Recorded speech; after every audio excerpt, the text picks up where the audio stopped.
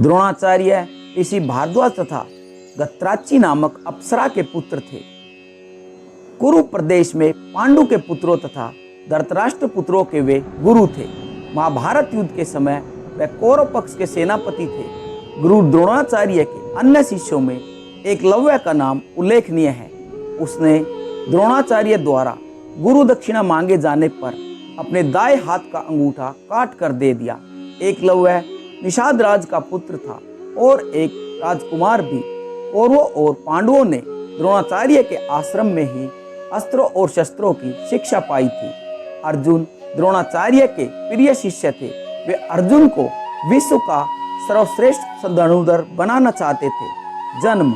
महाभारत की कथा के अनुसार महर्षि भारद्वाज एक बार नदी में स्नान करने गए।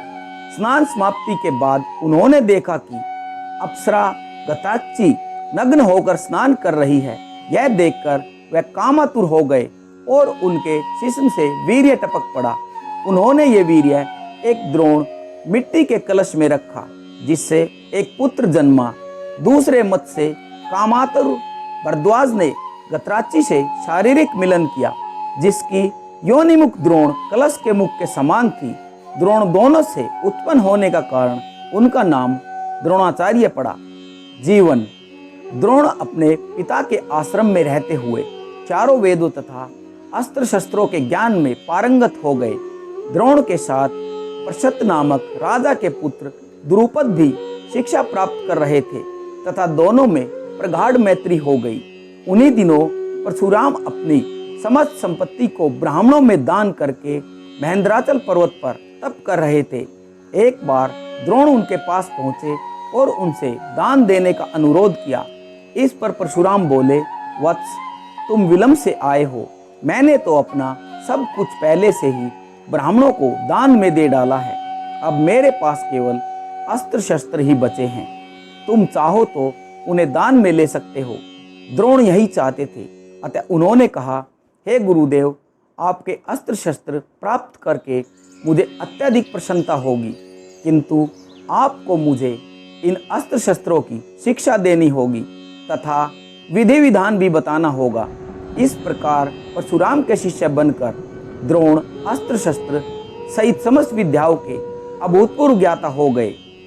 शिक्षा प्राप्त करने के पश्चात द्रोण का विवाह कृपाचार्य की बहन कृपि के साथ हो गया।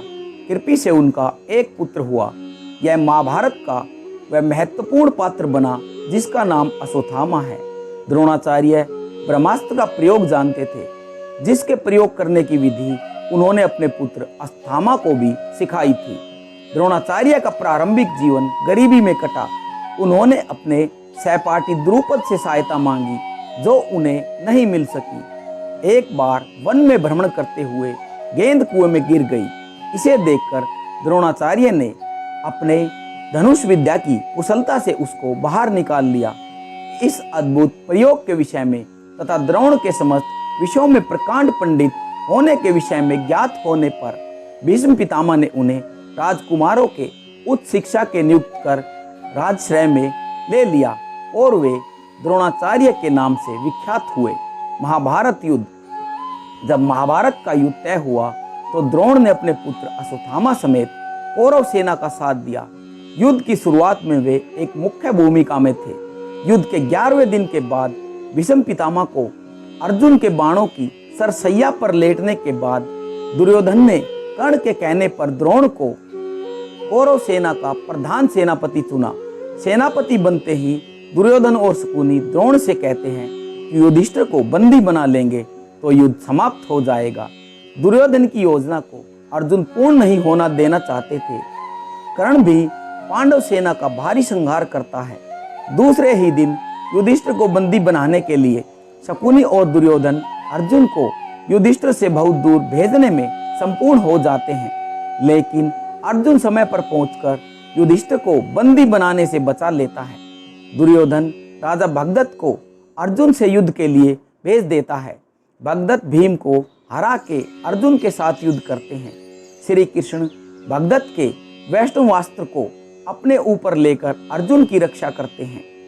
अर्जुन भगदत्त की आंखों की पट्टी तोड़ देता है, जिससे उसे दिखना बंद हो जाता है। अर्जुन इस अवस्था में ही उसका वध कर देता है। इसी दिन द्रोण युधिष्ठिर के लिए चक्रव्यूह रचते हैं, जिसे केवल अर्जुन, श्री कृष्ण और अभिमन्यु तोड़ना जानता था, परंतु अभिमन्यु चक्र से निकलना नहीं जानता था। युधिष्ठिर भीम आदि को अभिमन्यु के साथ भेजता है, लेकिन चक्रव्यूह के द्वार पर जयद्रथ सभी को रोक देता है। केवल अभिमन्यु ही प्रवेश कर पाता है। वह अकेला ही सभी कौरवों से युद्ध करता है और मारा जाता है। पुत्र अभिमन्यु का अन्यायपूर्ण तरीके से वध हुआ देखकर अर्जुन अगले दिन जयद्रथ वध की प्रतिज्ञा ले लेता है और ऐसा न कर पाने पर अग्नि समाधि लेने को कह देता है। युद्ध के 14वें दिन अर्जुन की अग्नि समाधि की बात सुनकर द्रोण कौरव के साथ मिलकर जयद्रथ को बचाने योजना बनाते हैं। द्रोण जयद्रथ को बचाने के लिए उसे सेना के पिछले भाग में छिपा देते हैं, लेकिन श्री कृष्ण द्वारा किए गए सूर्यास्त के कारण जयद्रथ बाहर आ जाता है और अर्जुन उसका वध कर देता है। इसी दिन द्रोण द्रुपद और विराट को मार देते हैं। मृत्यु।